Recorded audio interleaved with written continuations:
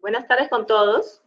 ¿Qué tal? Continuando con el curso en cuanto al manejo durante el traslado de pacientes COVID. En esta oportunidad me toca hablar acerca del acondicionamiento de las ambulancias en el manejo de los pacientes COVID positivos.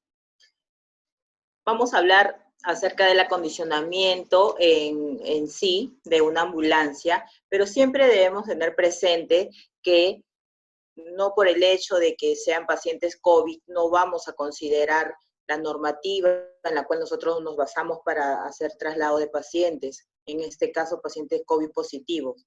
Por eso es que vamos ahorita a repasar, vamos a recordar en cuanto a la clasificación de las ambulancias.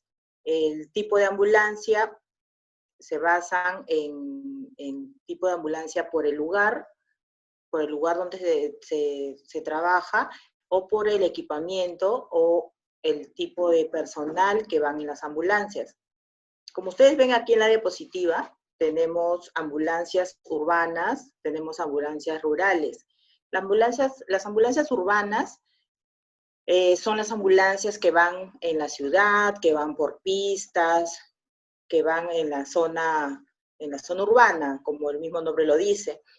Las ambulancias rurales son las ambulancias que van de repente en una zona un poco más agreste, quizás pistas que sean de tierra, que no estén asfaltadas, ¿no? Entonces, se clasifican por el lugar, en este caso urbanas, rurales, se clasifican por el equipamiento de la unidad y por el tipo de atención que prestan, ¿sí? Entonces, ahora, por la clasificación de la ambulancia, según el tipo de atención que presta, se dividen en ambulancia tipo 1, ¿ya? El traslado de estas unidades se hacen con pacientes estables, pacientes de baja complejidad, ¿no? Dependiendo del lugar donde estén estas unidades, ¿no? Porque a veces hay lugares en los cuales no se tiene otro medio de transporte, entonces se tiene que utilizar de repente para unos traslados de mayor complejidad, ¿no?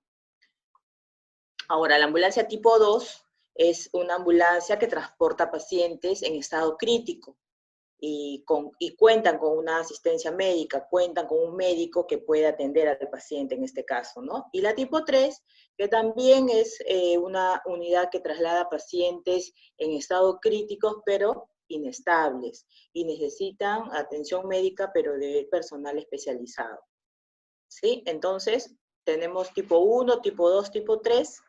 En este caso, se clasifican por la atención que brinda cada tipo de unidad, ¿sí?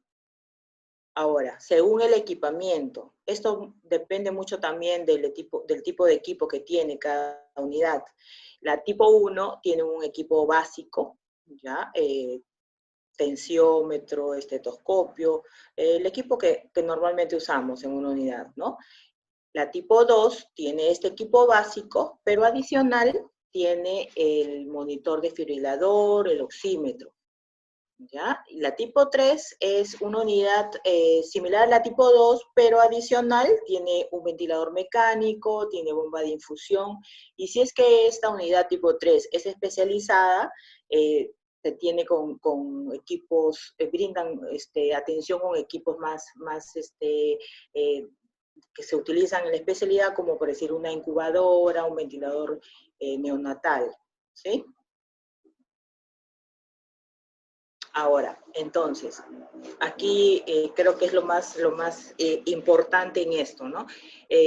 Las ambulancias, según su clasificación, por recursos humanos, ¿qué personal es el que va en cada tipo de ambulancia? Ahora lo vamos a ver. En una tipo 1 va un médico o un licenciado o un técnico de enfermería, ¿no? Y un piloto entrenado. Ese es el personal que va en una tipo 1. En una tipo 2 va el médico, que está entrenado en manejo de traslado de pacientes, y una licenciada. Dense cuenta que aquí estamos hablando de médico y licenciado, ¿no? No estamos hablando de un médico o licenciado como en la tipo 1.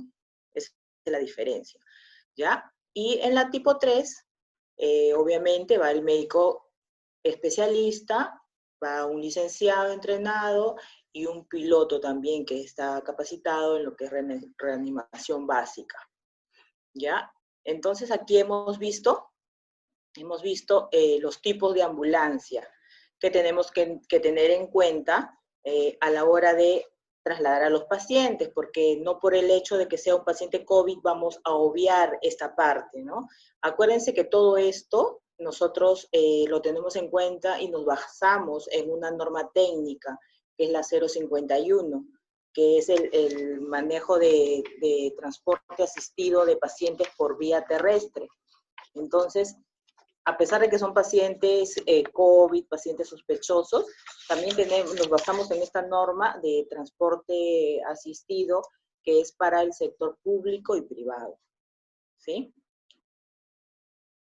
Ya, entonces aquí vamos a tener en cuenta algo importante, notas importantes, adicionales a lo que ya nosotros hemos ahorita aclarado en cuanto a los tipos de ambulancia, ¿no? Cuando nosotros trasladamos o atendemos pacientes COVID sospechosos o de repente confirmados, debemos de tener presentes ciertos puntos que quizás a veces no lo tenemos en una norma, de repente en una resolución ministerial, pero lo debemos tener presente, ya que con el tiempo, ya que con la experiencia que uno gana en estos más de 50 días que tenemos en emergencia, va aprendiendo, ¿no?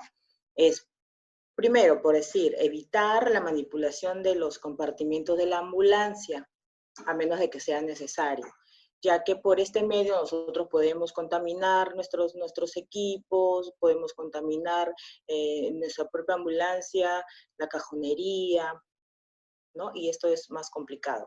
Se debe de corroborar que el compartimiento que comunica la cabina del conductor y la cabina de atención del paciente se encuentre cerrada. Generalmente en la parte posterior del piloto tenemos una ventanita que une la cabina del conductor con la parte posterior de la ambulancia. Esa ventanita debe estar cerrada porque es una forma de que haya contacto y haya el pase de aire de repente, ¿no? Y es una forma de contagiarnos. También, si es que la ambulancia dispone de aire acondicionado, no tener el aire acondicionado en el modo de recirculación, sino debemos de tener el aire acondicionado en el modo de extracción, para que el aire del dentro de la unidad vaya hacia afuera, ¿no? Que es lo que queremos. Entonces, en ambulancia debemos de contener lo indispensable para la atención. Esto debe evitar incluir elementos que no requiera el paciente, ¿no? Porque de esa manera vamos a evitar lo más posible de no contaminar otros equipos, otros insumos que no estamos utilizando. Entonces, algunos se preguntan, pero ¿cómo es que ustedes acondicionan una ambulancia entonces para poder trasladar a un paciente o atender a un paciente? Según la resolución ministerial 144 de este año, se indicó cómo es que nosotros deberíamos empezar a revestir nuestra unidad para poder trasladar a esos pacientes. Como ustedes ven en la diapositiva, indica claramente el paso a paso de cómo poner el revestimiento de plástico, ¿sí? Empezamos desde el piso, se continúa poniendo las láminas de plástico en las paredes, ¿no? Indican de cuánto es la medida que nosotros debemos de utilizar el plástico para poder sellar herméticamente la unidad, ¿no? Y acá en la diapositiva ustedes van a ver realmente el paso a paso de nosotros, ¿no? De lo que nosotros hacemos, lo que hace el personal en la ambulancia para poder tener un aislamiento total. Pero como yo les dije, iniciando esto, tenemos ya 50 días o más quizás de haber estado tratando este tipo de pacientes, que la experiencia hace de que nosotros, conforme vaya pasando el tiempo, tratemos de hacer las cosas mejor y tratemos de poder ayudar al paciente en este caso, ¿qué es lo que nos hemos dado cuenta de que, como dice acá, nos hemos dado cuenta de que no es necesario revestir totalmente la ambulancia. Como ustedes ven aquí en estas fotos que hemos tomado, el revestimiento de la ambulancia se está haciendo en forma parcial.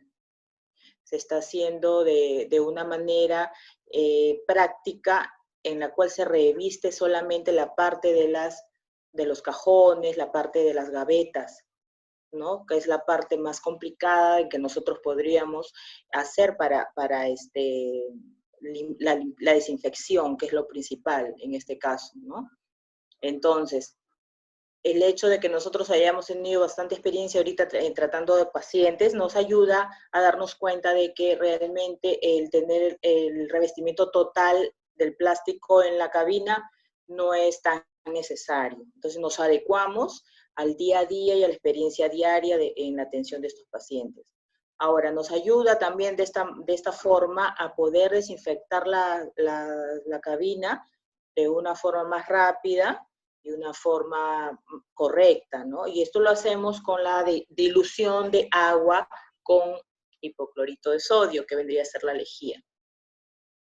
Entonces, nosotros, a pesar de que tenemos estas atenciones de pacientes de repente con algo riesgo de contagio, tratamos en el día a día de actualizar estas experiencias y llevarlas a la acción, ¿no? Ahora, aquí estamos viendo cuáles son los insumos que utilizamos para el revestimiento de una unidad. Ustedes ven acá el plástico, no es un plástico comercial transparente de 11 a 12 micras de espesor. También utilizamos la cinta de doble contacto. Es una cinta que se adhiere a las superficies, ¿no? Y a la vez tiene otra goma, otro componente fuera para de esa manera por los dos lados hacer el pegado.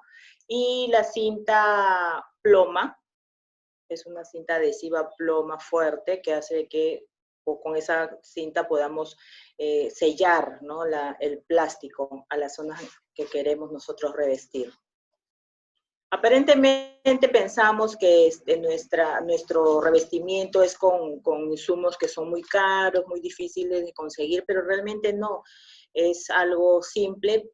La cuestión es que hay que hacerlo bien, ¿no? Hay que tratar de revestir nuestra unidad de tal manera que no haya riesgo de contaminación, de infección en la cabina, ¿no? Donde el personal va a trabajar.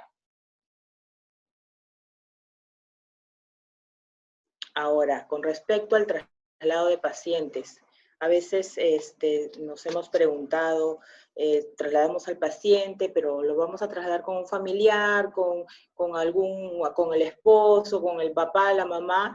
No, según la OMS y OPS, no se puede trasladar a familiares, no se puede trasladar a otro pasajero aparte del paciente. ¿Por qué? Porque el paciente tiene un alto riesgo de infección y trasladar a un familiar, trasladar al esposo, a algún familiar directo del paciente es un alto riesgo de contaminación, tanto para el paciente que quizás sea un sospechoso como para nosotros mismos, ¿sí? Entonces, lo que deberíamos hacer es quizás darle el lugar a donde vamos a trasladar, el teléfono, para que de alguna manera se puedan comunicar con el hospital. Y en el caso de que realmente se tenga que trasladar al paciente, en el caso de repente de que sea un paciente pediátrico, como lo dice aquí la diapositiva, esa persona también tendría que ser aislada, ¿no? Se le tendría que dar el trato como si fuera un paciente sospechoso o de repente confirmado, ¿sí? Bien, tenemos acá una bibliografía que se las vamos a dejar para que ustedes puedan leer de repente con más calma en cuanto a los puntos que hemos tocado. Quizás le van a ser de mucha ayuda. Eso sería todo.